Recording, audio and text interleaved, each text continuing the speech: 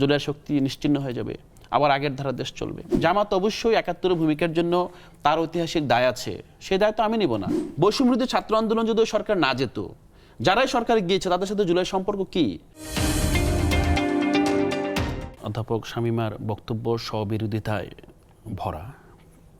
তিনি বললেন যে তরুণদের ডাকে ওনারা সাড়া দিয়েছেন, কিন্তু তারা যখন ক্ষমতার মোহে পড়ে, ক্ষমতা, কারণ ৫ আগস্টে আমরা বুঝি না এটা ক্ষমতা, এখন মনে হচ্ছে এটা ক্ষমতা ছিল, ওটা ছিল মহাদায়িত্ব, কারণ ওই সময় কেউ আসলে দায়িত্ব গ্রহণ করতে চায় নাই এবং ক্ষমতাটা চলে গিয়েছিল ক্যান্টনমেন্টে। ক্যান্টনমেন্ট থেকে এটাকে আবার জনতার হাতে নিয়ে আসা হয়েছিল ছাত্রদের মাধ্যমেই। তো সেই বিষয়ে আমি আর গভীরভাবে না যাই, আপনি মূল যে প্রশ্নগুলো করেছেন সেগুলো টাচ করলে দেখি। প্রথমত, আপনি তাদের কাছে প্রতারিত হয়েছেন, তারা যেহেতু ক্ষমতার মোহে পড়ে চলে গিয়েছে। আবার আপনি তারা দল গঠন করার পর খুশি হয়েছেন, যে প্রতারিত যাদের হাতে হয়েছেন তারা যখন রাজনৈতিক দল করলো খুশি হয়েছেন, ভালো কথা। আবার আপনারা বলছেন যে তারা তো একা নির্বাচন করলে আপনার জনগণের কাছে যাবে, তারা সংসদে আসবে, ভালো করবে। আবার বলছেন যে তারা যদি জোট না করতে কোনো আসন পেত না। এখন আপনি দেখেন যে প্রথমত আপনি যে জায়গাটা বলছেন যে তার মানে আপনি ধরে নিয়েছেন তাদের তো কোনো আসন পেত না, মানে আপনার উদ্দেশ্যটা কি ছিল? তাদেরকে আসনহীন করে দেওয়া, তাদেরকে নিশ্চিহ্ন করে দেওয়া। এবং তারা যখন দেখেছে যে আমি নিশ্চিহ্ন হব না, না আমি কিন্তু ম্যাডামের বক্তব্য ধরে বলছি, আমি আমার হাইপোথিসিসটা বক্তব্য থেকে উঠে আসছে। সেটা হলো যে আপনি বলছেন যে জোট না করলে আসন পেত না। হ্যাঁ, ভালো। তার মানে জোটটা করাতে আপনি বলছেন জোট না করলে ভালো হতো, তো না করলে আসন পেতাম না। তার মানে হলো যে আপনার আশাটা কি ছিল যে ওরা আসন না পাক, রাস্তায় থাকুক, মাইটটা খাবে, ইয়ে করবে, হ্যাঁ আস্তে আস্তে ওরা এক একজন এক এক জায়গায় ভাগ হয়ে যাবে, অন্যান্য দলগুলো তাকে তুলে নেবে, জুলাই শক্তি নিশ্চিহ্ন হয়ে যাবে, আবার আগের ধারা দেশ চলবে। এটা আমি বলছি না যে ম্যাডাম এটা চাচ্ছে। আমার মূল চাওয়াটা হলো যে বাংলাদেশে আমরা যে রাজনৈতিক সংস্কৃতির মধ্যে বসবাস করছি, আমাদেরকে এখানে মানে প্রবলেমটা আইডেন্টিফাই করতে হবে যে আসলে কোথায় প্রবলেম। আপনি এই যে গণঅভ্যুত্থান ঘটেছে, এত মানুষ মানে এই কথাটা আমরা কেউ বলছি না যে শেখ হাসিনাকে কি নিয়মতান্ত্রিকভাবে সাংবিধানিকভাবে তাড়ানোর কোনো উপায় ছিল? একটা হোল ছিল, লক্ষিন্দরের বাসর ঘরের মতো একটা ছিদ্র ছিল, সেখানে তো সব বাংলাদেশের সব ছিদ্র মানুষ ছিল না তো, সব মানুষ এসে এক নেমে জায়গায় এসে দাঁড়িয়েছে। আমাদেরকে তো আপনি কি মনে করেন যে শুধু জামাত ইসলামী নেমেছে বলে কি? না না, জামাত ইসলামী না, আমাকে বলতে দেন। না আমি বলছি আস্থার জায়গাটা, হ্যাঁ, যে আস্থা আপনাদের উপর যে আস্থাটা ছিল জনগণের, সেই আস্থাটা আসলে আপনারা ধরে রাখতে পারেননি। হ্যাঁ, এটা কিন্তু দেখা যায় যে আপেক্ষিক।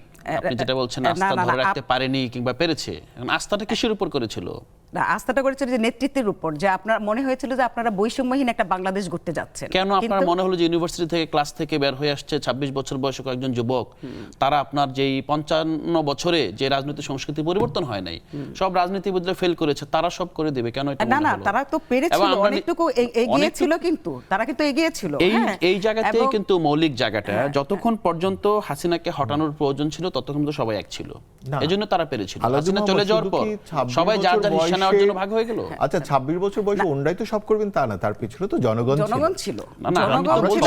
আমি তো এটাই বলছি যে আপনারা কেন তাদের কাছ থেকে এত প্রত্যাশা করবেন, আবার হতাশ হবেন? রাষ্ট্র পরিচালনা তাদের কাজ না, তারা গিয়েছে মূলত বৈষম্য বিরোধী ছাত্র আন্দোলনকে। রাষ্ট্র পরিচালনার যে কাজ না আপনি বলছেন, কিন্তু তারা তো রাষ্ট্রে গিয়েছে, তারা পরিচালনার জন্য যায় না। তারা ওই সময় সরকারটা যদি বৈষম্য বিরোধী ছাত্র আন্দোলনের কোনো সমর্থন না থাকতো, রিপ্রেজেন্টেশন না থাকতো, এটা বৈধ সরকার হতো না। আপনি জিনিসটা বুঝেন যে এই সারা দেশে মাঠের শক্তি অস্থির হয়ে যেত। যে অধ্যাপক ইউনূস কি এখানে যারা আপনার এই সরকারে গিয়েছে, আপনি বিশ্ববিদ্যালয় শিক্ষক নেটওয়ার্কের সাথে যুক্ত ছিলেন, আপনি যুক্ত ছিলেন, আপনারা জানেন সেখান থেকে আপনার প্রতিনিধি পাঠিয়েছেন, রাজনৈতিক দলগুলো প্রতিনিধি পাঠিয়েছে। মূল জায়গাটা হলো যে বৈষম্যবিরোধী ছাত্র আন্দোলন যদি সরকার না যেত, যারাই সরকারে গিয়েছে তাদের সাথে জুলাই সম্পর্ক কি?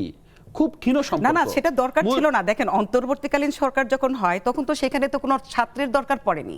না আপনি ছাত্র হিসেবে দেখবেন না, আপনি দেখবেন যে বৈষম্য বিরোধী ছাত্র আন্দোলনের প্রতিনিধির দরকার ছিল কিনা এটা আপনি বলতে পারেন যে সেটা আমি মনে করি না। হ্যাঁ, সেটা আমি মনে করি না। আমার মনে হয় যে তারা যদি জনগণের সঙ্গে থেকে যদি কাজ করত, আমার মনে হয় যে এই যে ১.৫ বছর মানুষের মধ্যে যে অস্থিরতা ছিল, সেই অস্থিরতাটা থাকতো না। আপনার কি এটা মনে হতে পারে না যে ধরেন তারা যদি সরকারে না যেত, এই সরকার হয়তো ২ মাসে কোলাপস করত?